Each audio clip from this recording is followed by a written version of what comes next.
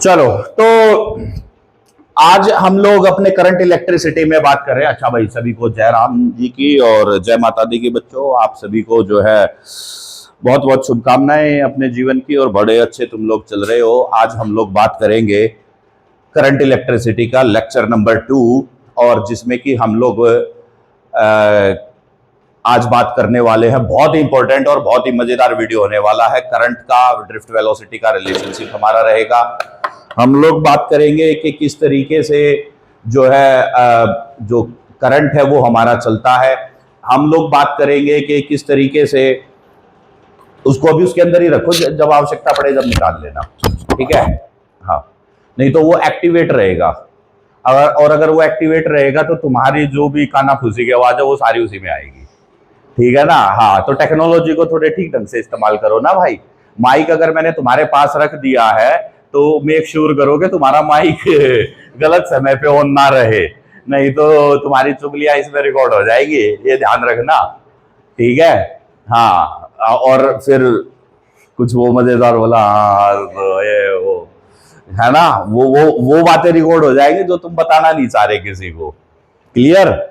तो टेक्नोलॉजी तो भैया सबको एक्सपोज कर देती है आजकल। वो देख रहा है ना वो सोशल मीडिया भाई साहब, एक तो बात है, अगर फेमस करती है ना तो आदमी का सत्यानाश भी मार देता है क्या नहीं है।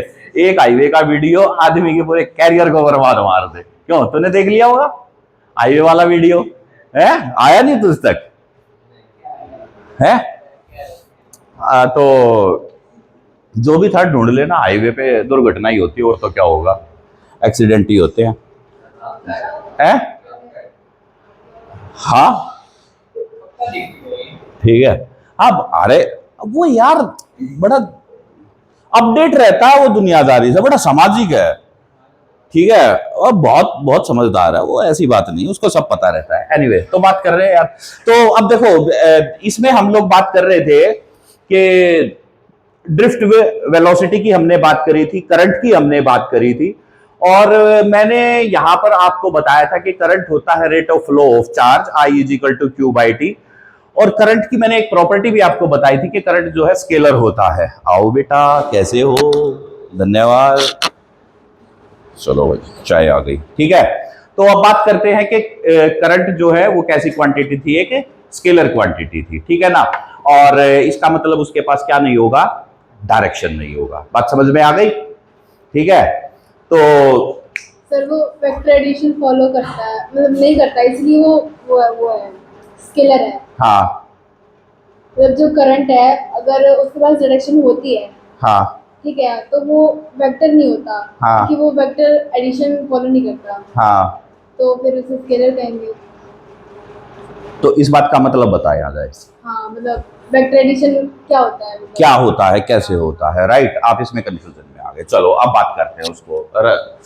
तो देखो भाई, करंट स्केलर है, सवाल की एक चर्चा बात कर लेते हैं। करंट स्केलर क्यों है, और ये वेक्टर एडिशन के रूल को फॉलो नहीं करता है। तो जब नहीं करता है तो कैसे हम लोग इसको डिफाइन करेंगे? देखो यार, पहले ना इस बात को ऐसे समझो कि ये एक पाइप है और इस पाइप में से पानी फ्लो कर रहा है, ऐसे करके। बात समझ में आ गई? ओके। अब ये पाइप यहां पर तो आ गया, ओके। इस पाइप में से मैंने यहां से यहां मैंने एक ये इस तरीके का बनाया। यहां से मैंने इसको हटा देते हैं, ये एक पाइप निकाल दिया। यहां से मैंने एक पाइप यहां भी निकाल दिया, ठीक है भाई। ओके, निकाल सकते हैं कि नहीं? क्लियर? ओके। अच्छा, फिर कहीं पर ले जा करके मैंने इन पाइपों को फिर जोड़ दिया, ऐसे करके जोड़ सकते हैं। हमारे यहां पर ऐसे बहुत सारी कंडीशंस होती है। फिर मैंने जोड़ दिया, और फिर यहां से एक पाइप में से पानी निकल गया। क्लियर है? ओके। अच्छा, पानी का जो फ्लो रेट है, ठीक है, मैं आपसे ये कहता हूं कि यहां पर पानी फ्लो कर रहा है 20 लीटर पर सेकंड। 20 लीटर पर सेकंड का मतलब हुआ कि अगर मैंने ये वाला क्रॉस सेक्शन अपने अंडर लिया, क्योंकि यार पाइप है ना, तो पाइप का अगर एक पॉइंट भी लोगे तो पॉइंट तो पूरा का पूरा ही आपका हिस्से में आएगा। तो मान लीजिए इस पॉइंट से 1 सेकंड में 20 लीटर पानी बह गया, आगे जाकर के पानी दोनों में बट गया। अब यार मान लीजिए यहां पर पानी थोड़ा सा कम गया, यहां 8 एल पर एस गया, यहां 12 एल पर एस गया। अब ये 8 एल यहां पर फिर से कितना आ गया, 20। बात समझ में आ गई, क्लियर है? ओके। जब पानी यहां से बटा तो इन पाइपों के एंगल अलग अलग थे। क्या पानी का बटना एंगल पर डिपेंड करा? नहीं करा।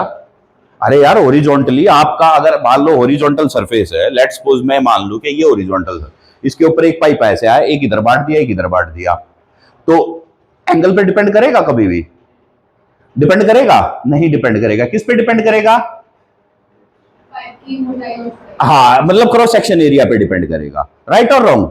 हाँ। तो इसका मतलब आप ये बात मान के चलो कि जो पानी का बंटवारा है वो सिर्फ और सिर्फ, अब आपने पाइप को किधर मोड़ा इससे तो कुछ फर्क नहीं पड़ा, लेकिन अब मैं वेक्टर पर बात कर रहा हूं। वेक्टर का एग्जांपल लो, फोर्स वेक्टर होती है। ओके, अगर फोर्स वेक्टर है और मैंने ये एक ऑब्जेक्ट मान लिया, इसके ऊपर यहां पर F1 फोर्स लग रही है और मान लीजिए कि यहां पर F2 फोर्स लग रही है, ये मैंने 10 न्यूटन की फोर्स लगाई और ये मैंने 20 न्यूटन की फोर्स लगाई, यार इनका रिजल्टेंट किधर आएगा?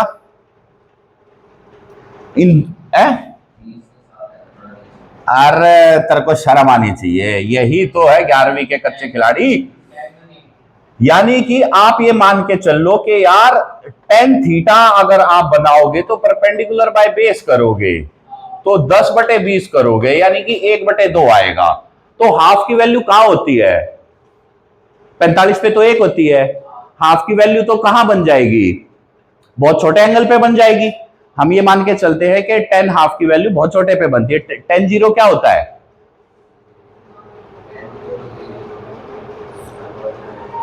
ठीक है, सही है। तो अब इनका जो रिजल्टेंट है वो यहां कहीं इस दिशा में आएगा। कितना आएगा वो डिपेंड करेगा 10 का स्क्वायर और 20 का स्क्वायर, यानी कि 100 प्लस 400, यानी कि √500। √500 का मतलब क्या हुआ? √500 का मतलब क्या हुआ?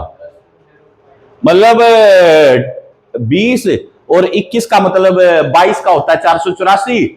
तो आप इसको मान के चलो कि ये हो गया आपका 22.3।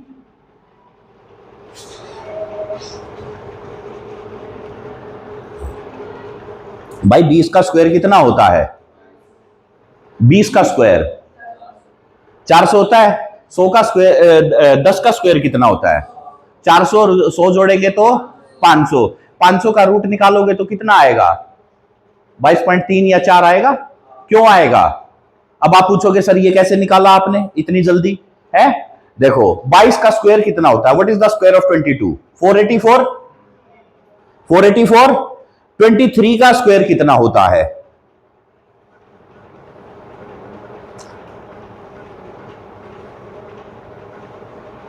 जल्दी गुणा कर लो, सारे मैं ही बताऊंगा क्या? बता रहे जल्दी। 500। अरे आखिरी में तो नो, हाँ 529 है कहा है? और मैं बोल रहा हूं 500 आखिरी में 9 आएगा, फिर भी नहीं समझ रहा है। अरे भैया 509 19 29 39 इसी में से कुछ मिलेगा। अब आप मान के चलो कि 29 और 14 कितने हो गए? 45। 45 का आधा कितना हुआ? 22.5। 22.5 हुआ ना। तो यानी कि जो 45 है उसके 10 हिस्से करूंगा तो वो 10 डेसिमल में बटेगा।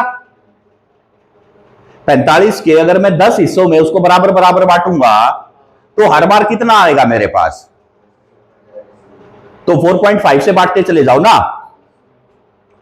एक के पास 4.5 आया, दूसरे के पास 4.5 ज्यादा आया, तीसरे के पास फिर 4.5 आया, तो कितना हो गया?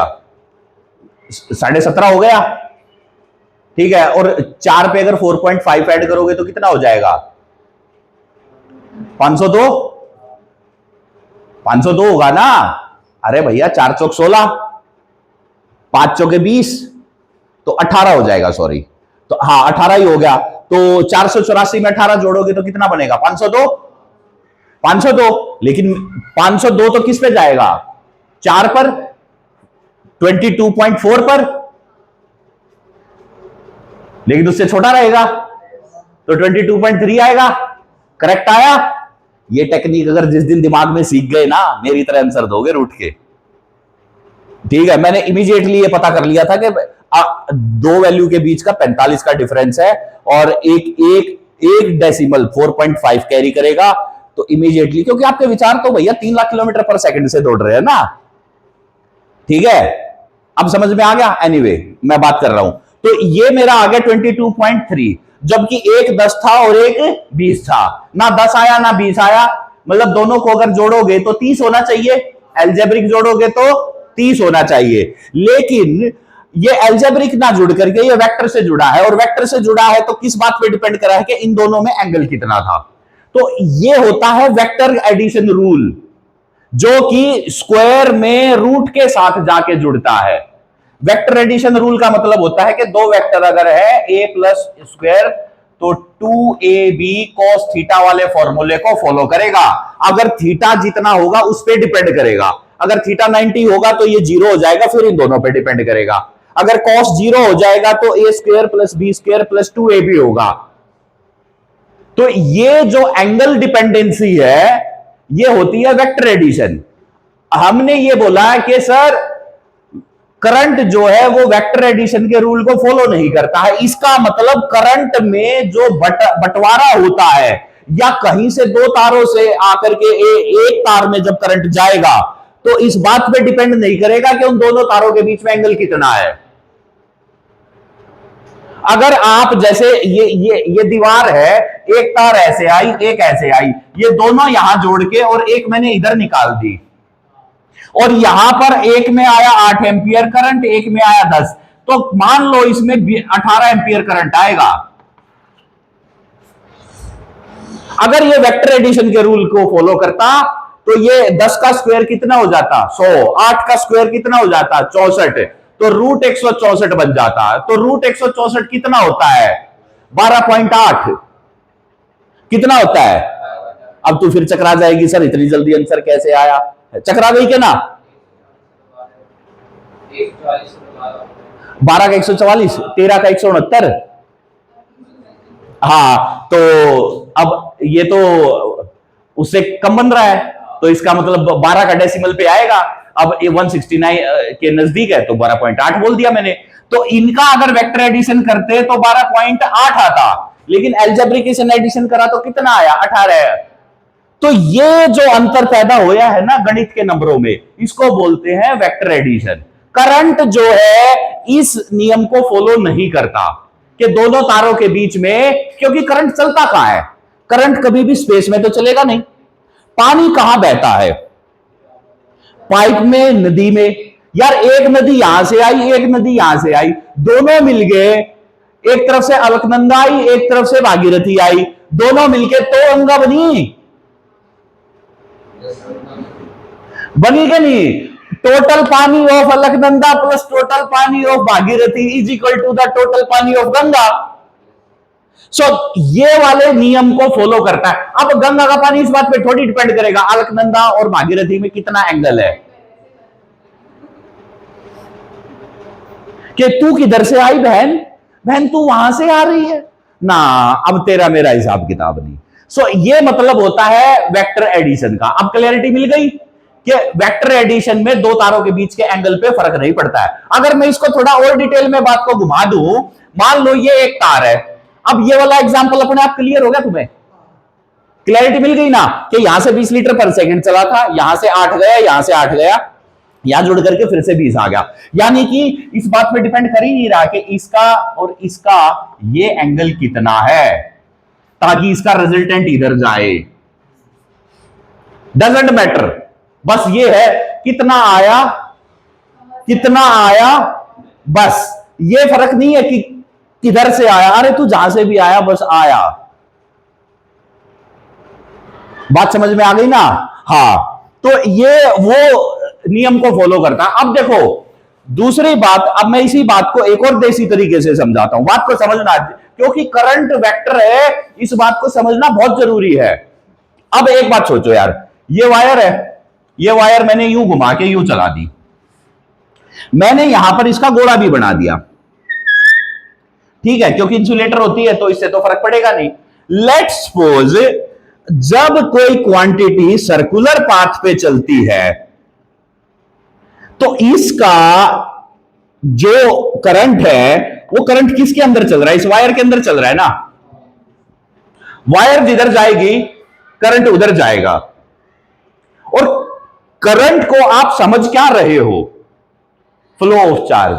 अल्टीमेटली आप अपने दिमाग में यह बात बैठाओ ना कि यार करंट तो आपने एक वर्ड को याद कर लिया, समझ ये है कि जब आप करंट को, हर बार आपका दिमाग ये आपको सिग्नल देना स्टार्ट कर दे कि फ्लो ऑफ चार्ज है bro, it is the electron flowing.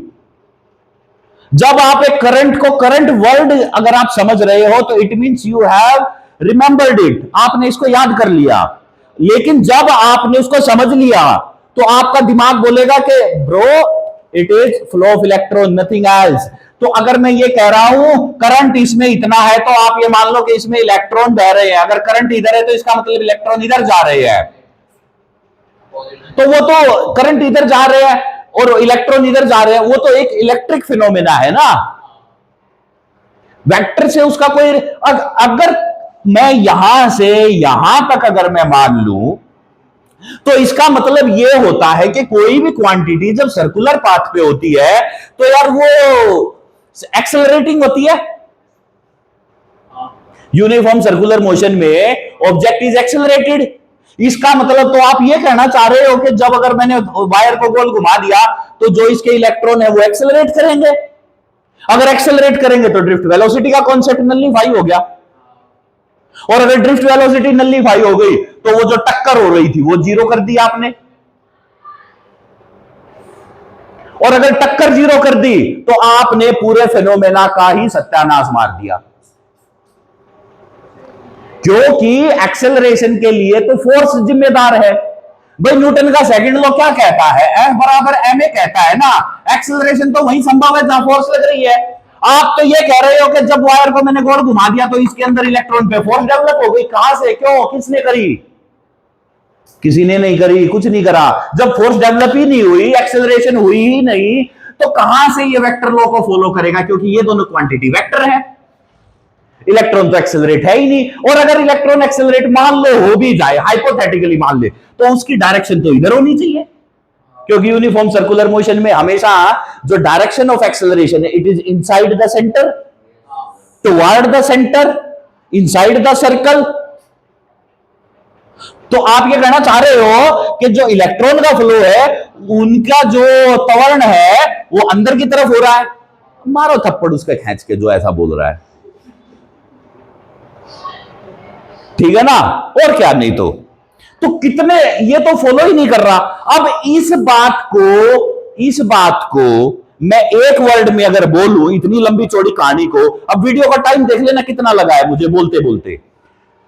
इस बात को, इतनी लंबी चौड़ी बात हर बार कोई नहीं बोलेगा, तो वो एक ही बोलेगा, it do not follow the law of vector addition, एक बात।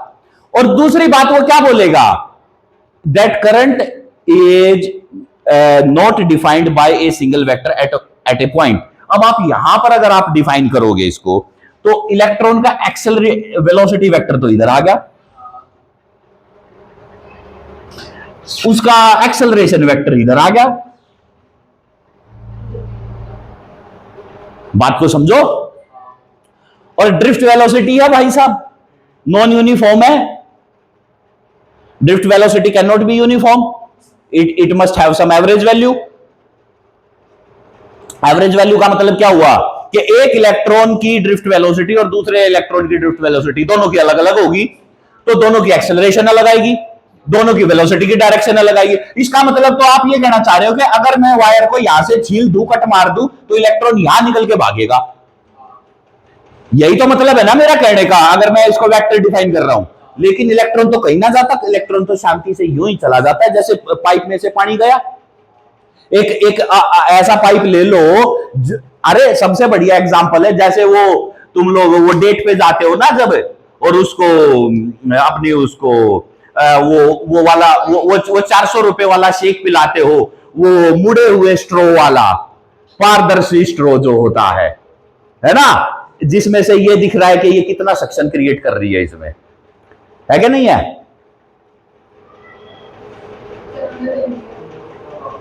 तुम तो शरीफ बालक हो ना, अभी डेट पे कहां गई है तुम? अब गई होगी तो ये निजी बात है, ये मेरा पूछने का अधिकार नहीं बनता, ठीक है? तो मैं तो यही मान के चलूंगा कि नहीं गए। सही मान रहा हूं? चलो अच्छी बात है। और आपको एक बात और बता दूं इंटरेस्टिंगली, कि जब तक 22 साल के मिनिमम ना हो जाओ, डेट ही मत करना, कैरियर सेट हो जाएगा, सही बता रहा हूं। और फिर उसके बाद बीच में शादी मत करना, 2 साल 24 तक, फिर जी भर के डेट मार लो, फिर शादी होने के बाद फिर एक पे टिक जाना, फिर आप तजुर्बेकार इंसान बन के निकलोगे। बोला हमने घाट घाट का पानी पी लिया, हमें सब पता है। ठीक है, 22 तक कैरियर सेटल मार लो, ठीक है? उसके बाद मतलब यार देखो, नियम एक ही है। बोला यार पहली डेट कहाँ होनी चाहिए? बोला गोवा में होनी चाहिए, बागा बीच, ठीक है? मतलब अगर तुम्हें कोई डेट के लिए ऑफर करे ना, लड़कियों को अगर कोई डेट के लिए ऑफर करे, मैं तो उनको एक ही सलाह दूंगा। बोला हाँ चल ठीक है, my dream is that I will have my first date on the Baga beach in the Goa. बोला चल उठा खर्चा।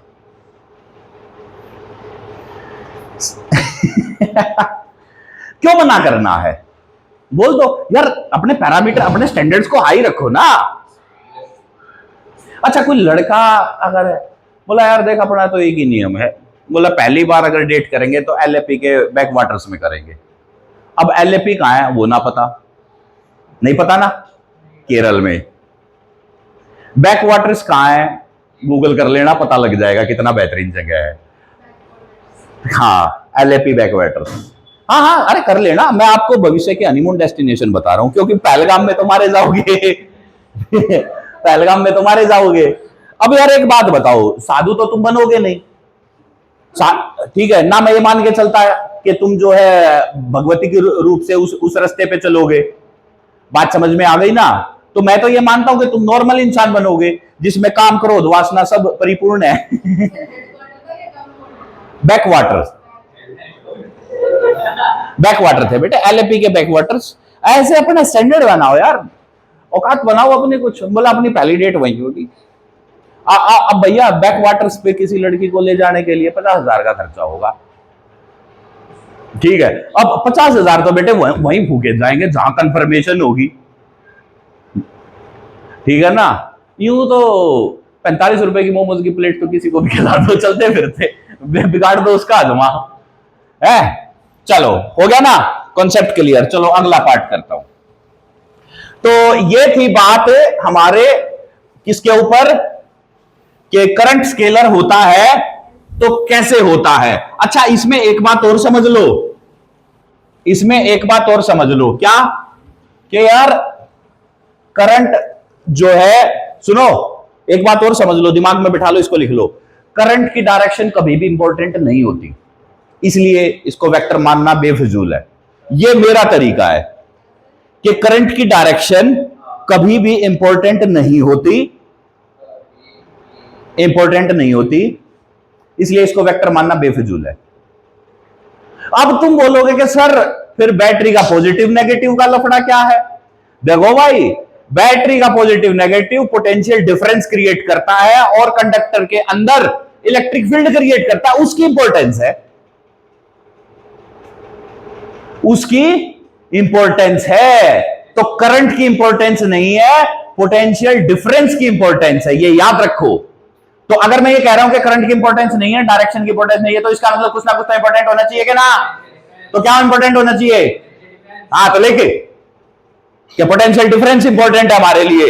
इसीलिए हम लोग हमेशा ये बात करते हैं 2 volt 4 volt 10 volt 12 volt 4400 volt की पावर लाइन है ये। कभी उस पावर लाइन का कभी तुमने देखा इसमें कितना एम्पियर करंट जा रहा है? कौन बात करता है? हमेशा ये बात करते हो ये 11,000 वोल्ट की लाइन है। कभी ये बात करते हो कि इसमें 1,000 एम्पियर करंट जा रहा है? मैटर ही नहीं करता। तो ये भी तो पता होना चाहिए कि करंट अगर इंपॉर्टेंट नहीं है, उसकी अगर दिशा विशा उसकी कोई इंपॉर्टेंट नहीं है, तो कुछ ना कुछ तो इंपॉर्टेंट होगा। Potential is the important. ठीक है, बात क्लैरिटी मिल गई। अब बात करते हैं यार relationship between current and drift velocity. Drift velocity, देखो दुनिया इस डेरिवेशन को कैसे कराती है मैं नहीं जानता। ठीक है, मैं कैसे कराता हूं मैं ये जानता हूं, और अब देख लेना एकदम इसको फोड़ के रख देंगे। देखो बच्चों, मैं तुम्हारे लिए एक वायर बना रहा हूं। ये मैंने बनाया एक तार। इस तार को मैंने किससे कनेक्ट करा? बैटरी से। अच्छा, दुनिया इसको अब दिक्कत पता क्या होती है, हमारे यहां पर होता है लैंग्वेज डिफरेंस। ठीक है, इसको अगर आप हिंदी के फिजिक्स में पढ़ोगे, ठीक है, इसको बोलेंगे चालक। ठीक है, हाँ इसको चालक बोलेंगे, हाँ कंडक्टर। ठीक है, समझे ना बात को। और इंग्लिश में अगर बात करोगे तो इसको बोलेंगे कंडक्टिंग वायर। दोनों ही वर्ड हमारे जीवन से कोई लेना देना नहीं। हम तो किस में बात करते हैं? करंट में और तार में। सीधी सी बात। तो मैं यहां पर ले रहा हूं तार, ठीक है, कंडक्टिंग वायर तुम मान लेना। सो अब इस तार की लंबाई L, लंबाई मैटर करती है। हाँ, वो मोटाई, दोनों मैटर करती हैं, लंबाई और मोटाई। हाँ यस, सही कह रहा है। ठीक है भाई, मरवाओगे तुम मुझे, कराओगे वायरल दिख रहा है तुम्हारा भी। ठीक है, तो एरिया और लेंथ दोनों को गुणा कर दो तो क्या बन गया? वॉल्यूम बन गया। अच्छा, इसके अंदर एक इलेक्ट्रॉन होगा, उसका चार्ज क्या होगा? E। कितने इलेक्ट्रॉन है इसमें? तो उनको N लिख देंगे। ठीक है, अब इस बात को मैं थोड़ा सा अंग्रेजी के सुंदर शब्दों में अगर पिरोऊं तो मुझे क्या लिखना पड़ेगा? Consider a conductor, consider a conductor, okay, जिसकी लेंथ, लंबाई L, मोटाई एरिया। अच्छा देखो, तुम लोग जो है ना एरिया को ए पढ़ते आए, दिमाग में घुसाए ना। मैंने बोल दिया कि लंबाई L और मोटाई ए, एकदम से दिमाग स्ट्राइक मार गया। बोला हाँ ये बात सर, समझ आ गया, हमें समझ आ गया, आज के बाद नहीं भूलेंगे। ठीक है ना? हाँ, क्योंकि हर लंबी और उसका जो मोटाई है उसमें रेडियस का रोल है, आर का रोल है इसमें। किसका रोल? ठीक है भाई। अब एक बात बताओ यार, कनेक्टेड टू बैटरी वी, क्या लिख दूं मैं? Connected to battery of potential V. ठीक है भाई, ये बैटरी इसमें क्या करवाएगी? करंट फ्लो कराएगी। तो करंट क्या होता है? I इज इक्वल टू, पक्की बात, और तो कुछ होगा नहीं। अच्छा, ये जो इलेक्ट्रॉन है, ये जो इलेक्ट्रॉन है किस स्पीड से चलेगा? इसमें कौन सी वेलोसिटी लेके चलेगा? ड्रिफ्ट के साथ चलेगा। कितना समय लगेगा इसको यहां से यहां तक आने में?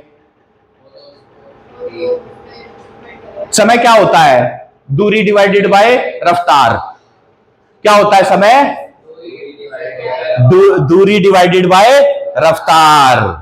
मान लो तुम्हारे वाली का घर तुम्हारे घर से बहुत दूर है, ठीक है, तो तुम्हें अब रात को उसने मंगा लिया पिज्जा, और पिज्जा तुम्हें पहुंचाना है, और इतना ही समय है कि घर पे तुम फंसो ना और पिटो ना।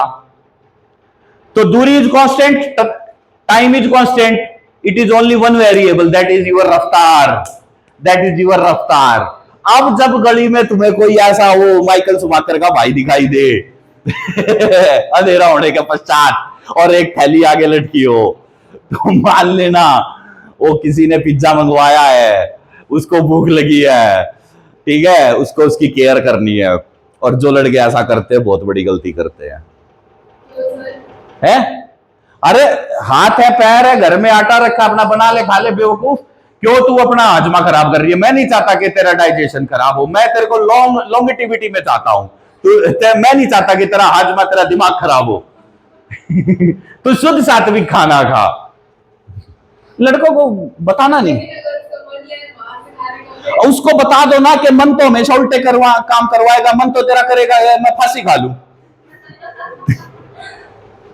बोलो मन का क्या है। अच्छा एक बात बताओ, जो लोग सुसाइड करते हैं, हालांकि ये थोड़ा सा एक सेंसिटिव टॉपिक है, लेकिन कौन फोर्स करता है? दिमाग थोड़ी बोलेगा, मन ही जाएगा। दिमाग तो ये कहेगा भाई जीवन लीला मत समाप्त कर, ये समस्या टल जाएगी। जब मन को ये जम जाए ना, इसीलिए मैं कहता हूं कि never be emotional, be always thoughtful. क्योंकि आपका दिमाग कभी भी आपको गलत निर्णय नहीं देगा, ये 100% श्योर है।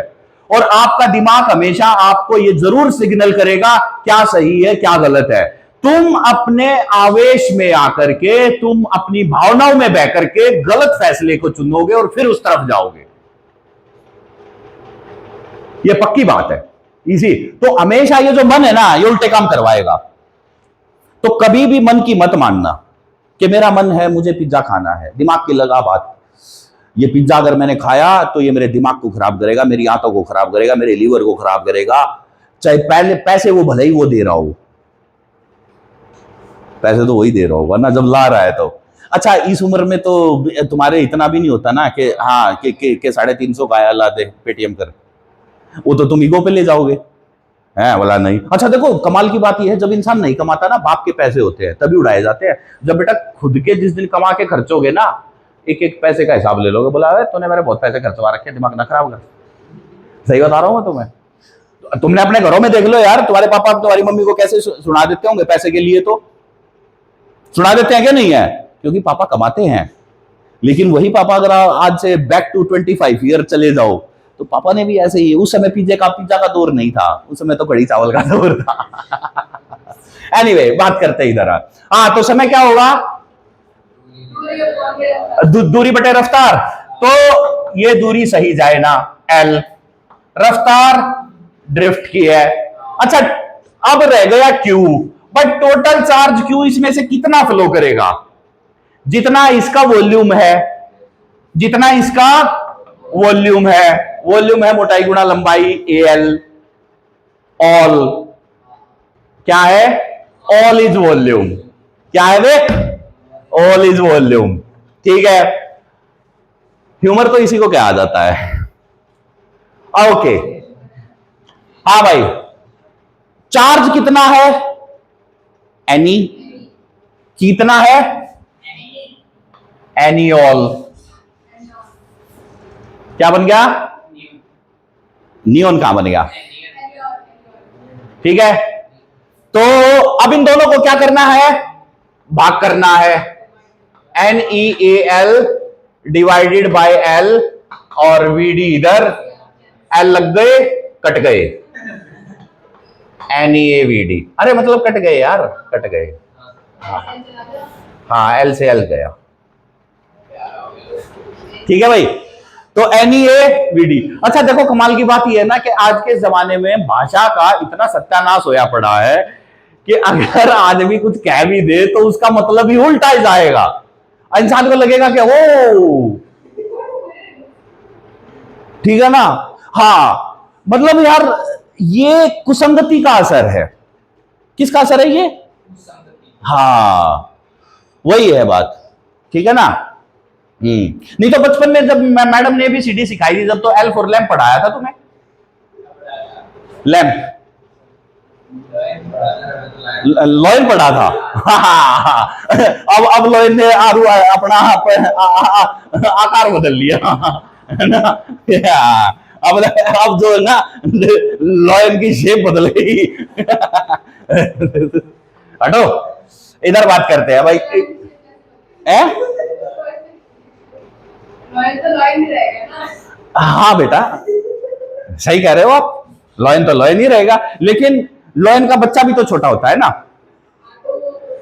फिर वो बड़ा होता है। तो बस समय के साथ चीजें बढ़ती रहती है। तो इधर बात करते हैं I is equal to N A video. यार ओए नहीं हट। हाँ भाई, अब देखो करंट करंट किससे रिलेट कर रहा है? यार हद हो गई। करंट रिलेट कर रहा है ड्रिफ्ट वेलोसिटी से।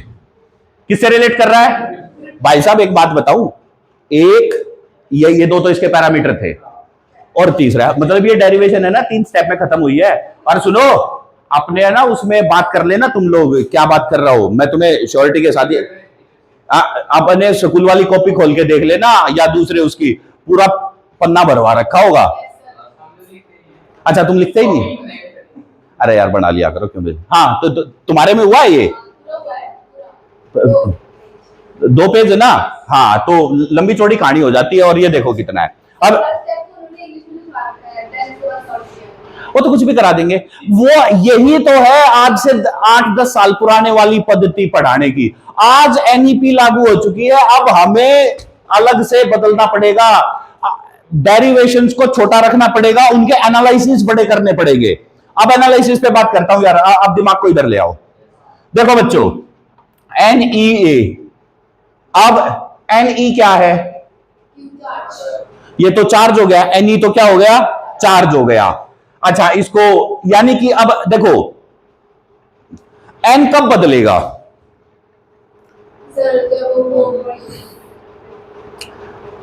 N जब बदलेगा जब आप मटेरियल बदलोगे, तांबे की तार लोगे या एल्यूमिनियम की लोगे।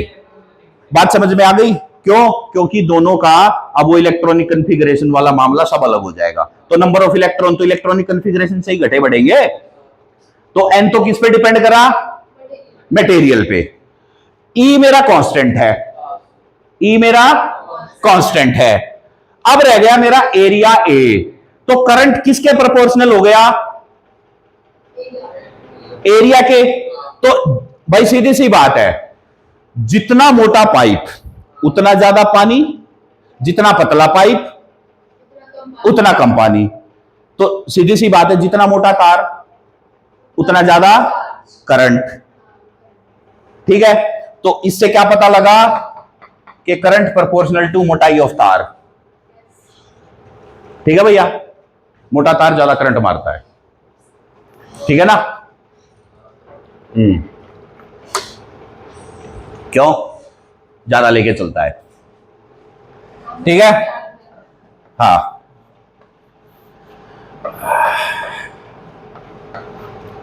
बेटा मेरी मीम बनवाओगे और उसके पीछे वो आएगी, वो कौन सी है वो? ना ना तुम थोड़ी जाओगे। I proportional to A, I proportional to VD है। ठीक है, हमारी बातों को समझने के लिए खास किस्म का दिमाग चाहिए। ठीक है? अच्छा नहीं मैं तेरी मिसिंग से समझ गया था तू क्या कहना चाह रहा है। इधर बात कर लेते हैं यार, ये टॉपिक ज्यादा खिंच जाएगा। I प्रोपोर्शनल टू VD हो गया, I प्रोपोर्शनल टू A हो गया। ठीक है ना?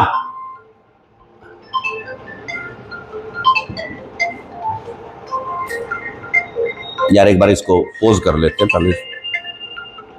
भाई ये तो, अरे पॉज करिए इसको एक बार, मैं फोन उठा लूं।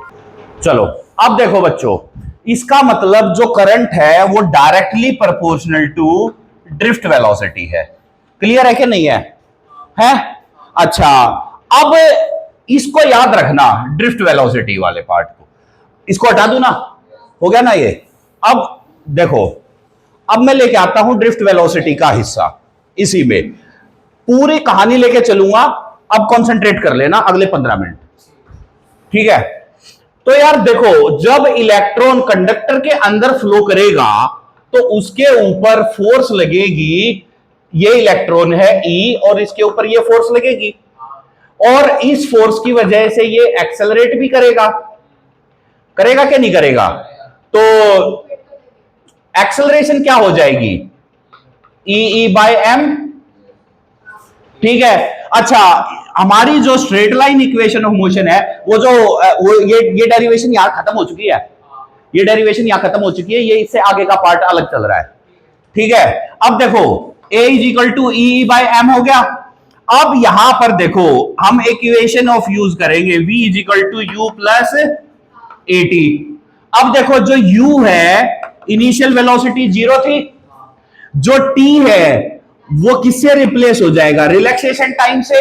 मैंने कल जो बताया था, हाँ ये टाउ इसका है, ये भी तो यही है ना, रिलैक्सेशन टाइम, टॉर्क। ये वो बुढ़ापे वाला ताऊ नहीं है, बुढ़ापे लगता हूं यार मैं कहीं से, क्या बात कर रहे हो ना है। हाँ मैं बात करो इधर, टी क्या हो गया? टाउ के बराबर। तो वी किसके बराबर होगा? ड्रिफ्ट वेलोसिटी के। तो अब एक बात देखो, वीडी की वैल्यू हो गई ए टाउ और ए की वैल्यू हो गई ई टाउ बाय एम। तो ये हो गई ड्रिफ्ट वेलोसिटी। अच्छा, अब जो ड्रिफ्ट वेलोसिटी की डायरेक्शन है और इलेक्ट्रिक फील्ड की, वो एक दूसरे के अपोजिट होगी। तो इसको मैंने यहां पर सिर्फ मैग्नीट्यूड लिखा है, और अगर मैं इसको वेक्टर डालूंगा, अगर मैं इसको साइन में अगर दे देता हूं, तो मुझे इसको अपोजिट डायरेक्शन के साथ ऐसे लिखना पड़ेगा। बात समझ में आ गई? क्योंकि यार वेलोसिटी तो एक कहीं ना कहीं है तो वेक्टर क्वांटिटी ना, नाम वेलोसिटी है तो ये इसको हमें अपोजिट, क्यों? क्योंकि इलेक्ट्रिक फील्ड की डायरेक्शन के अपोजिट में इलेक्ट्रॉन जो है भागते हैं, उसके विपरीत दिशा में भागते हैं। ठीक है, अब इसको हम लोग यूज नहीं करने वाले हैं, ये कॉन्सेप्ट है थ्योरेटिकल जो कि हमारे को पता है। अब इधर समझ लो और लिखते भी रहो। तो वीडी की वैल्यू हो गई वीडी क्या होता है? E tau by M. अब इसको यहां पर हम लोग रखते हैं I is equal to N E A, V D की जगह रख दो ई टाउ बाय एम। तो करंट का रिलेशनशिप बन गया N E square A tau by M बन गया। ये हमारा करंट का एक दूसरा फॉर्म आ गया, ये आ गया माइक्रोस्कोपिक लेवल पर। So this is at microscopic level. Microscopic level पर हम करंट को यहां पर डिफाइन कर रहे हैं। ये जो हमारा था ना, ये तो रिलेशनशिप हमने डेवलप करा है। ये तो रिलेशनशिप मतलब संबंध बनाया है करंट में और ड्रिफ्ट वेलोसिटी में। क्या आपस में उनके बीच में संबंध है फिजिकल लेवल पर। इससे हमारे को यह पता लगा कि जब इलेक्ट्रॉन के ड्रिफ्ट वेलोसिटी जितनी ज्यादा बढ़ाओगे, उसमें उतना ही ज्यादा करंट फ्लो करेगा। यानी कि जो rate of flow of charge है वो तभी ज्यादा होगा जब ड्रिफ्ट वेलोसिटी ज्यादा होगी। ये इससे इंफॉर्मेशन आ गई। अब रह गया ये माइक्रोस्कोपिक वाला। अब इस माइक्रोस्कोपिक को हम लोग पढ़ते हैं, तो ये हमारे को क्या देगा, इसको बड़े ध्यान से देख लिया तुम लोगों ने। अब मैं यहां से इसको हटा रहा हूं, ठीक है। जब मैंने इसको हटा दिया, I is equal to N E square A E tau by M, ठीक है। अब देखो यार, कंडक्टर बेटा ये था, सुनो, बैटरी यहां पर ये लगी थी, तो लेंथ इसकी एल थी, पक्की बात। तो इसमें अब यहां पर आप मुझे बताओ, कंडक्टर के अंदर इलेक्ट्रिक फील्ड तो इधर से इधर लगी थी ना, तो वो इलेक्ट्रिक फील्ड कितनी बनेगी? V बाय एल बनेगी। इलेक्ट्रिक फील्ड क्या होती है? Potential divided by distance. अब इलेक्ट्रिक फील्ड ये समझ में आया? कहां से आया? कहां से आया? हाँ जल्दी बोलो, कहां से आया? तू बता। है? अच्छा, तू मतलब इतनी शांत बैठी रहती है क्लास में, जैसे वो लोग गीतों में जाती है ना, और वो 3-4 होती है, वो बस ऐसे ही देखती रहती है बाकियों को। क्या हो रहा है ये? हाँ सब बढ़िया, अब बहुत बढ़िया। हाँ हाँ बहन, तू कर, तू राम नाम जप। बोला मैं शांति से बैठी हूँ, तुम वो एकदम आराम से शांत चित्त मुद्रा में बैठे हो। बोला हाँ सब बातें चल रही हैं, हमें कोई फर्क नहीं पड़ता कौन क्या कह रहा है, ठीक है। हाँ तो बताओ ये कहां से आया फॉर्मूला? है इलेक्ट्रिक पोटेंशियल वाले से। हाँ, तो इसका जो मेन फॉर्मूला है वो कौन सा था? मैं जी तो करे थारा थप्पड़ मारूंगी, यंत्र चला दूं तुम्हारे ऊपर। E is equal to D V by D R, ठीक है ना। E is equal to minus D V by D R, याद आ गया? हाँ, तो electric field is equal to negative of potential gradient. तो V बाई एल क्या होता है? Potential gradient. अरे गधो, तुम्हारे को समझ में नहीं आता कि इसमें V पोटेंशियल लगाया है तो यहां ज्यादा है यहां कम है। जब यहां ज्यादा है यहां कम है तो L लेंथ के साथ वो क्या होगा? ज्यादा से कम की तरफ घट रहा है कि नहीं घट रहा है? हाँ, तो पोटेंशियल पर यूनिट लेंथ हमारे को किस बात का मैग्नीट्यूड देगा? इलेक्ट्रिक फील्ड का देगा। अब फॉर्मूला हमारे पास ये था, इसमें E है, इसमें क्या है? हाँ, इसको डालो अब इसमें। तो I की वैल्यू हो गई NE square AV tau by M into L। हाँ, हो गया। ये हमारे पास माइक्रोस्कोपिक फॉर्म आ गई कंप्लीट। यहां से अब ये है माइक्रोस्कोपिक फॉर्म। अब अगले 10 मिनट में नॉन स्टॉप यहां से बोलूंगा और बहुत कुछ बोलूंगा, ठीक है ना? ये जितना एक्सप्रेशन मैंने लिखा है ना, इसको साथ साथ में पूरे को एनालिसिस करते चले जाना, ये क्या हुआ है। अब यहां से जब हम लोग इसको डिफाइन करने बैठेंगे ना, अब देखो यहीं से हम लोग ओम्स लॉ बना देंगे, यहीं से रेजिस्टेंस आएगा, यहीं से रेजिस्टिविटी आएगी। अगर आपसे क्वेश्चन में यह सवाल आए कि derive expression for microscopic form of Ohm's law, क्या माइक्रोस्कोपिक फॉर्म अगर ड्राइव करनी पड़े तो ये फॉर्मूला यूज करके इस फॉर्मूले में डाल के यहां से चलते हुए यहां तक आते हुए और 3 स्टेप और आगे जाएंगे। बात समझ में आ गई? तो मैं यहां लिख देता हूं microscopic form of Ohm's law, ठीक है? अगर ओम्स लॉ अगर ये हरियाणा में पैदा होता तो इसका नाम क्या होता है? ओम प्रकाश। ओम प्रकाश, ठीक है। बोला ओम इधर आ। चलो अब इसको एनालिसिस छोड़ दें। कल मैंने एक फॉर्मूला बताया था, V डिवाइडेड बाय I क्या होता है? पक्की बात। अब इस फॉर्मूले में V और I है, इस I को इधर डाल दो, बाकियों को छोड़ दो, V को यही रखना है, तो ml ऊपर आ जाएगा,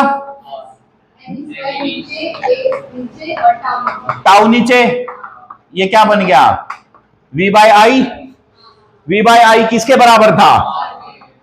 तो इसका मतलब ये रेजिस्टेंस बन गया। ये क्या बन गया? सो दिस इज रेजिस्टेंस, ठीक है? ये इधर वाला हिस्सा लिख लिया, ठीक है? हटा दूं। अब इसको देखो यहां पर, अब इसी को हम लोग देखो भाई, R की वैल्यू हमारे पास क्या बन गई? R की वैल्यू हमारे पास बन गई ml divided by NE square A tau, ठीक है? अब इसमें अगर मैं इसको एनालिसिस पे डाल दूं तो R में m upon NE square tau into L by A, सही है? m upon NE square tau L by A बन गया। तो L बाय A क्या होता है? लंबाई बटे मोटाई।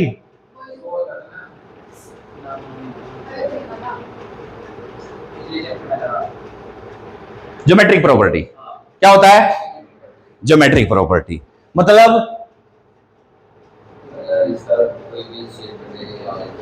शेप तो सिलेंड्रिकल ही है यार, कोई भी तार होती है सिलेंड्रिकल ही होती है, वेल डिफाइंड है, आर है उसमें, रेडियस है। m upon any square tau, ये क्या बन गया? m upon any square tau, ये क्या बन गया? ये एक नया कांस्टेंट पैदा हो गया कि नहीं? है ना? हाँ, ये है तो ये रो, रट्टा तो तूने मार लिया, लेकिन समझेगी कैसे? इसको बोल दिया रो, इसका नाम है रेजिस्टिविटी। रजिस्टिविटी को अब हम समझते हैं। देखो, m mass of charge constant, E magnitude of charge constant, तो m upon E square constant. रह क्या गया? Number of electron. नंबर किस बात पे डिपेंड करेगा? n। n किस बात पे डिपेंड करेगा? मटेरियल पे।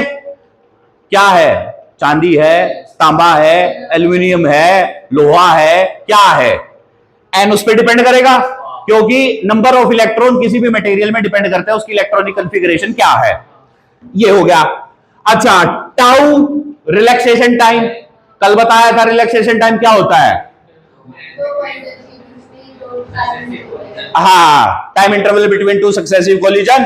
एक टक्कर होने के बाद जितनी देर बाद दूसरी टक्कर हो, वो समय उसको जितना रिलैक्स होने का मिला, उसको संभलने का मिला। ठोकर पे ठोकर लग रही है, एक ठोकर खाने के बाद दूसरी ठोकर खाने का समय जो था रिलैक्सेशन टाइम था। एक छोड़ के भाग गई थी, दूसरी छोड़ के भागेगी, उस समय के दौर को रिलैक्सेशन टाइम मान लो। ठीक है ना? हाँ, तो अच्छा, ये रिलैक्सेशन टाइम किस पे डिपेंड करेगा? ये रिलैक्सेशन टाइम किस पे डिपेंड करेगा? कोलिजन, मतलब अगेन इलेक्ट्रॉनिक कॉन्फ़िगरेशन, अगेन कि उसके अंदर जो है मेटल आयंस कितने हैं, और मेटल आयंस किस बात पे डिपेंड करेंगे? उसके अंदर एटम कितने हैं, और एटम किस पे डिपेंड करेंगे? उसका एटॉमिक नंबर क्या है। भाई एटॉमिक नंबर, मास नंबर, यही तो हमारे डिपेंड करते हैं ना, जिसमें कि एक वो टोटल नंबर ऑफ प्रोटॉन्स होते हैं, एक में होता है टोटल नंबर ऑफ इलेक्ट्रॉन्स कितने होते हैं। वो केमिस्ट्री की कहानियां याद है कि नहीं है? हाँ, क्योंकि जितना पॉजिटिव चार्ज होगा उतना ही उसमें क्या होना चाहिए अंदर पे। बात समझ में आ गई? हाँ, तो इसका मतलब m upon N E square tau, m upon N E square tau, ये किसका गुण बन के आ गया? किसका गुण बन के आ गया, मैं ये पूछ रहा हूं। गुण मतलब प्रॉपर्टी, ये किस चीज की प्रॉपर्टी बन गई? अभी भी गलत इंटरप्रेट कर रहे हो। यहां मत जाओ, ये किताबी बातों पे मत जाओ। अरे चार्ज, ये तो मैग्नीट्यूड हो गया, ये मास हो गया, इस पे बात करो ना। ये किस पे डिपेंड कर रहे हैं? मटेरियल पे। तो यार जब ये दोनों मटेरियल पे डिपेंड कर रहे हैं, तो ये किस पे डिपेंड करेगा? मटेरियल पे करेगा। तो इसका मतलब रेजिस्टिविटी किसकी प्रॉपर्टी हुई? बस यही सुनना था मुझे। तो ये हो गया रेजिस्टिविटी। तो रेजिस्टिविटी को अगर मैं अब बताऊं तो it is property of material. किस मटेरियल से ये बना है? चांदी है, क्योंकि चांदी में बार बार क्यों बोल रहा हूं? Why I am talking about silver, copper and aluminium only? Because silver is the best conductor. Second is दूसरे का नाम बोलो ना, कॉपर। तीसरे नंबर पे एल्यूमिनियम। तो हमारे जो टॉप थ्री है वो तो यही है, तभी तो मैं बार बार नाम ले रहा हूं, चांदी, तांबा और एल्यूमिनियम। ठीक है? हाँ, तो अब तुम मुझे एक बात बताओ कि ये बन गया प्रॉपर्टी ऑफ मटेरियल। ये प्रॉपर्टी कैसी है मटेरियल की? अंदर वाली प्रॉपर्टी है, बाहर वाली है? अंदर वाली है ना। So it is intrinsic property of material. तो ये क्या हो गई? इंट्रिंसिक। अच्छा, अगर मैं अब इस फॉर्मूले में, ये रो हो गया, आर की वैल्यू रो एल बाई ए हो गई, तो आर की वैल्यू हो गई रो एल बाई ए। अब रेजिस्टेंस का ये फॉर्मूला बन गया और रेजिस्टिविटी का ये फॉर्मूला बन गया। क्या इसमें एल और ए है?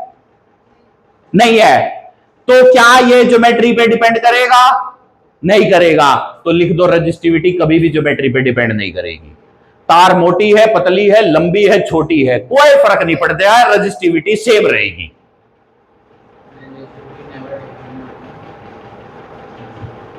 Never depend on geometry. ठीक है?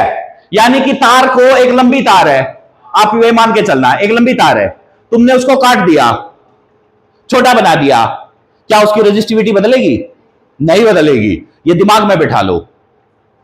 हाँ हाँ हाँ हाँ, किस पे? रजिस्टिविटी पे।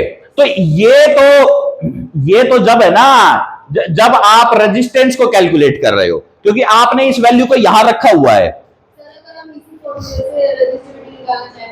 यार ये वाला किस फॉर्मूले? इस फॉर्मूले से। हाँ, इस फॉर्मूले से अगर निकालोगे तो इसको चेंज करना पड़ेगा ना, इसको स्टैंडर्डाइज्ड वे में। इसको ऐसे करेंगे, देखो अभी बता देता हूं मैं क्या बात कर दी। इसको हटाता हूं यार, स्पेस कम पड़ रहा है। It is property of material, intrinsic, अंदरूनी, अंदर की बात है प्यारे, समझ में आ गई? हाँ, तो ये होती है अंदर की बात। मन की बात कह लो, राज की बात कह लो, जो भी बात कहना चाहो उसके ऊपर रख दो इसको, कोई दिक्कत नहीं है। अब एक बात बताओ, चलो मैं तुम्हारे वाली बात कर रहा हूं। रो की वैल्यू मैंने कर दी R into A by L, लेकिन ये तो मेरा कन्वर्जन डेवलप हुआ ना, ये तो मेरा कन्वर्जन डेवलप हुआ। अगर मैंने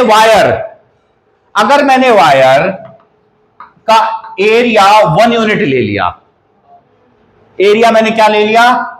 1 यूनिट ले लिया, मैंने लेंथ भी 1 यूनिट ले ली, तो रेजिस्टेंस और रेजिस्टिविटी तो इस हिसाब से बराबर आ गए। बात समझ में आ गई? बात समझ में आ गई? यानी कि अब अगर आप यहां से इस फॉर्मूले में देखोगे, अगर मेरे पास एक बहुत लंबी वायर है, एल है, तो थोड़ा सा समय लगेगा, पेशेंस रखो, क्योंकि जितना भी हो रहा है तो वो सारा का सारा ऑन रिकॉर्ड है, वो बता देना कि क्लास ज्यादा लंबी जा रही है। नहीं तो अगर मैंने इसको यहां छोड़ दिया ना, तो सारा तुम्हें फिर कल दोबारा से स्टार्ट करके और फिर दोबारा लाना पड़ेगा। अरे इधर देखो कि क्या इतना इसका दिमाग कहां चलता है। R is equal to rho L by A, पक्की बात। अब देखो इसमें एल की वैल्यू अगर हम लोग बढ़ाते हैं, एल मैंने रखा 1 मीटर, एरिया मैंने रखा 1 मीटर स्क्वायर, तो भैया ये क्वांटिटी यहां है। अब 1 मीटर को मैंने कन्वर्ट कर दिया 10,000 मीटर में। सुनो, अगर मैंने इसको 10,000 मीटर में कन्वर्ट कर दिया तो मेरा रेजिस्टेंस बढ़ गया, but resistivity will remain unchanged. Resistivity remain unchanged, ठीक है। तो R is equal to rho L by A, तो ये याद रखना कि वायर को काटने से, अब सुन लो ये न्यूमेरिकल में बहुत काम आएगा। ऐसा क्वेश्चन जेईई मेन में आया था 2025 में, मैं करा के बताऊंगा तुम लोगों को ढूंढ ढांड के। अगर वायर को काट के छोटा करते हो, अब वायर को आप कितने तरीके से काट सकते हो? डायरेक्ट लेंथ के प्रोपोर्शन में, कि भैया पहले लेंथ उसकी एल थी, अब मैंने उसको काट के एल बाई 4 कर दिया, तो ये तो होगी रेशियो। और मैंने उसका एरिया भी घटा दिया। अरे बालक, बीच से वो ये है, इसका एरिया कैसे घटाओगे? कोई वायर है, मान लीजिए मैं आपको एक तार दे दूं, उसका वायर, उसका एरिया कैसे घटाओगे? उसको खींच के पतला कर सकते हो, ठीक है। अब खींचने को क्या बोलते हैं? खींच के लंबा करने को क्या बोलते हैं? एलोंगेशन। फिजिक्स में वर्ड मिलेगा एलोंगेशन। तो एलोंगेशन शब्द पे ध्यान रख लेना कि उसको पकड़ के खींच लिया। अगर मान लो, और ठीक है, अगर मैंने उसको छोटा कर दिया, कंप्रेस कर दिया, तो कंप्रेस है क्या? नहीं, उसको काट तो सकते हो ना, काट तो सकते हो ना। अच्छा, सेम मटेरियल की वायर मैं मोटी और पतली, लंबी और छोटी बना सकता हूं, वो तो डिपेंड करता है ना मेरे ऊपर कि हम कैसी वायर बना रहे हैं। तो मेरा यहां पर ये सारे डिस्कशन का मतलब है कि आपको एल बाय ए की रेशियो समझ में आ जाए, क्योंकि ये तो चेंज हो नहीं रहा है, ज्योमेट्री से ये चेंज नहीं हो रहा। ये एक फैक्टर से चेंज होगा, ये भी होगा चेंज, टेंशन ना लो, ये बदलेगा, लेकिन वो फैक्टर अभी तक मैंने डिस्कस नहीं करा है, अभी मैं सिर्फ ज्योमेट्री पे फोकस कर रहा हूं। तो R is equal to rho L by A हो गया।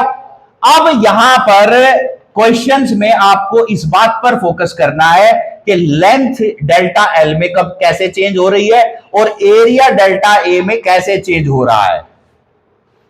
डेल्टा ए मतलब चेंज इन एरिया। और याद रखना, जब भी वायर को आप खींचोगे तो एरिया हर बार घटेगा, लेंथ बढ़ेगी। ठीक है, अगर आपको वायर का क्रॉस सेक्शन घटाना है तो आपको उसको अलग तरीके से बनाना पड़ेगा, क्योंकि प्रैक्टिकली अगर मान लीजिए मैं आपको एक तांबे का तार दे दूं, मैं कहूं यार अगर वायर, सुनो, चलो मैं आपको बता रहा हूं, मैंने एल को कर दिया 2L और एरिया को कर दिया A/2, आधा एरिया कम हो गया खींचने से, तो रेजिस्टेंस कितना बढ़ेगा? आर, एल की वैल्यू हो गई 2L, ये हो गया A/2, तो ये हो गया 4ρL/A, आर डैश की वैल्यू, यानी कि आर डैश जो है वो अब 4 टाइम्स ऑफ आर आ गया। यानी कि एक वायर को अगर आपने खींच के 2 गुना कर दिया और उसका एरिया ऑफ क्रॉस सेक्शन आपने आधा कर दिया, तो रेजिस्टेंस उसका 4 गुना बढ़ेगा। क्यों? क्योंकि लेंथ प्रोपोर्शनल में चलेगी, area of cross section inverse में चलेगा, और दोनों की वैल्यू रेशियो में चलेगी। ये मैथमेटिकल कॉन्सेप्ट है जो कि फिजिकल क्वांटिटी को चेंज कर रहा है। इस बात को दिमाग में बिठा लेना, क्वेश्चन गलत नहीं होंगे। क्या चल रहा है? एक ज्योमेट्रिकल क्वांटिटी फिजिकल क्वांटिटी को चेंज कर रही है, किसमें? मैथमेटिकल रेशियो में। यह कॉन्सेप्ट आपको दिमाग में घुसना चाहिए। लिख लो, geometrical property changes the physical quantity in mathematical relationship. Geometrical property changes the physical quantity. Physical quantity के आगे लिख लो कैपिटल आर, रेजिस्टेंस को चेंज कर रहा है ये। Okay, in terms of mathematical ratio of L/A। ये है समझ, ये है समझ। और रट्टा क्या है? What is memorization? R is equal to ρL/A। Rho को अलग याद कर लिया, एल को अलग कर लिया, ए को अलग कर लिया, जबकि एल और ए तो एक ही रेशियो में चलेंगे। अगर लेंथ को बदल रहे हो तो एरिया का भी हिसाब किताब रखना पड़ेगा। बात समझ में आ गई? और लेंथ अगर आप परसेंटेज में बदल रहे हो तो ये फोकस वो तो फिर ज्यादा कॉम्प्लेक्स हो जाएगा, ज्यादा मैथमेटिकल हो जाएगा। इसीलिए एरिया को तो अब वो क्या करेगा कि a wire of length is this given quantity, मैंने उस वायर को 20% काट दिया, तो बताओ परसेंटेज चेंज इन।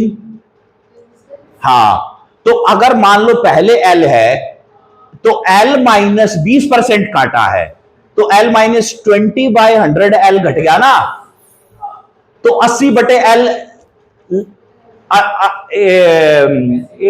8L/10 रह गई लेंथ, नहीं तो जो रह जाएगी उसी का तो रेजिस्टेंस आएगा। इस प्रकार से परसेंटेज की वैल्यू चलेगी। अब समझ में आ गई बात? दिमाग चलाना है, यही सोच चाहिए आज के टाइम में एनईपी में। ये जो पढ़ा रहा हूं ना मैं जिस वे से, यही एनईपी में चाहिए। अगर इसके अलावा कोई दुनिया जान में अगर कुछ भी लंबी चौड़ी फेंकता हो ना, भाई साहब रिजल्ट ला के दिखा दे, आखिरी में वीडियो बना के यही कहेगा the paper is very tough. ठीक है? क्यों? क्योंकि उससे खुद ही ना सोल्व हो, क्योंकि उसकी खुद ही पढ़ने की और पढ़ाने की अप्रोच ही नहीं है। ये होता है। एनीवे, इंट्रिंसिक का मतलब होता है अंदरूनी। इसका गुण इलेक्ट्रिकल प्रॉपर्टी, विद्युत या अंदरूनी गुण। इंटरनल, इंट्रिंसिक का मतलब होता है इंटरनल, तो इसको ऐसे लिख लो, it is internal property of material. अरे लिख लो इस वर्ड को, resistivity is rho is internal property of material. लिख लेना, तू कौन सा नवाब बना बैठा है यार। Internal property of material.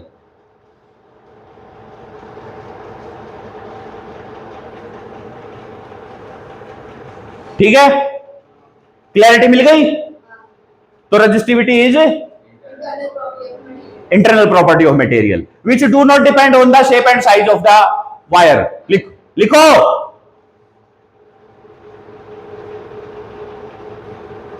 which do not depend on the shape and size of the wire, that is on the geometry। बेटा जब क्वेश्चन करोगे ना, जो तुम्हारे हाथ पैर खुलते दिखाऊंगा मैं, ठीक है, इन्हीं कॉन्सेप्ट पे सवाल फंसते हैं यहां करके। क्लियर? ओके। अब अभी तक मैंने जिस चीज का जिक्र नहीं कर रखा, अब मैं उसकी बात कर रहा हूं। यहां की मेरी बात खत्म हो गई, ये मेरी बात खत्म हो गई। अब मैं तुम्हें बता रहा हूं रेजिस्टिविटी। अब देखो बच्चों, रेजिस्टिविटी का मैं फॉर्मूला फिर से यहां पर लिख रहा हूं, M upon N E square tau. देखो बच्चों, M upon N E square is constant. M upon N E square is, पक्की बात, M upon N E square is constant है ना, ये तो कहीं नहीं जाने वाला ना। अब रेजिस्टिविटी इनवर्सली प्रोपोर्शनल हो गई रिलैक्सेशन टाइम के। रिलैक्सेशन टाइम किस बात का निर्धारण कर रहा है, किस बात का एनालिसिस दे रहा है?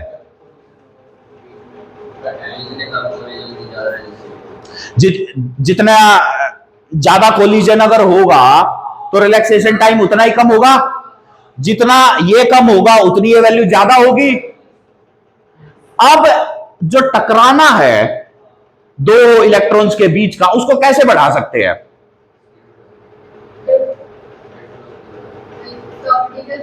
हाँ चलो, ड्रिफ्ट वेलोसिटी को बढ़ा के कर सकते हो। तो ड्रिफ्ट किससे बढ़ेगा?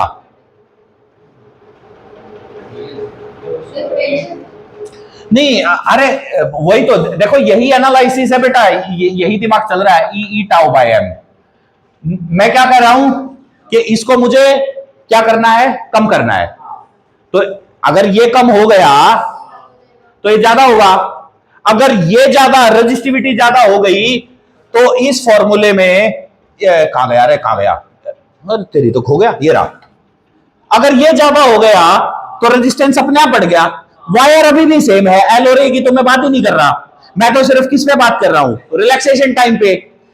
रिलैक्सेशन टाइम को मुझे क्या करना पड़ेगा, कम करना पड़ेगा। रिलैक्सेशन टाइम कम करने के लिए मुझे क्या करना पड़ेगा,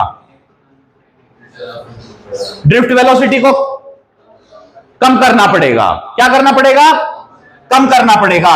ड्रिफ्ट वेलोसिटी को मुझे घटाना है, तो कौन बढ़ाएगा?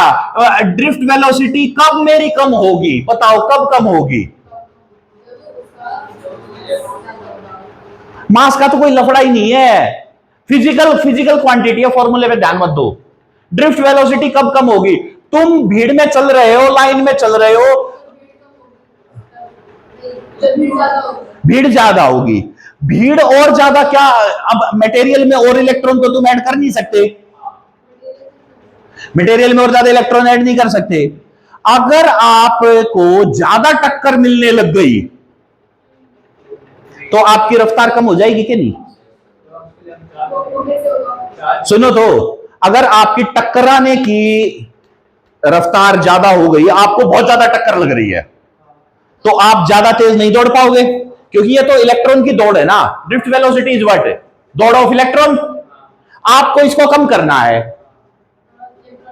तो अगर इसको कम करना है तो मुझे इलेक्ट्रॉन के जो नंबर ऑफ टक्कर है उसको ज्यादा करना पड़ेगा।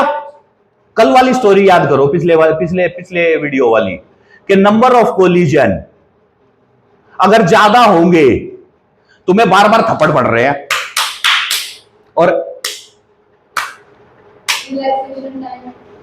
इस वाले में क्या हो रहा है, ज्यादा कोलिजन हो रहा है। कब होगा ज्यादा कोलिजन, क्या चीज बढ़नी चाहिए? यार भीड़ बढ़ेगी। यार एक बात बताओ, तो तुम बार बार अपने हाथों को यूं करने के लिए, बार बार टैप करने के लिए है? बिल्कुल सही। ये एनर्जी कौन सी, या तो इलेक्ट्रिकल एनर्जी हो, इलेक्ट्रिकल एनर्जी आपने ज्यादा दी, टक्कर ज्यादा हुई। आप मुझे एक बात बताओ, बार बार चांटे लगने से गाल कैसा हो जाता है, लाल और ठंडा होता है गर्म होता है? गर्म होता है। हीट, एनर्जी किससे आ गई? हीट से। हीट क्या बढ़ाएगी? हीट किससे कनेक्टेड है?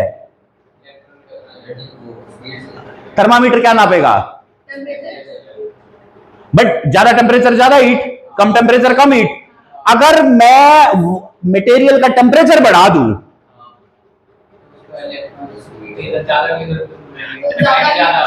हाँ, टेम्परेचर ज्यादा हो गया तो हीट ज्यादा हो गई, हीट ज्यादा हो गई तो ज्यादा एनर्जी हो गई, ज्यादा एनर्जी हो गई, ज्यादा टकराएंगे तो रिलैक्सेशन टाइम कम हो जाएगा, और रिलैक्सेशन टाइम कम अगर हो गया तो रेजिस्टिविटी बढ़ जाएगी।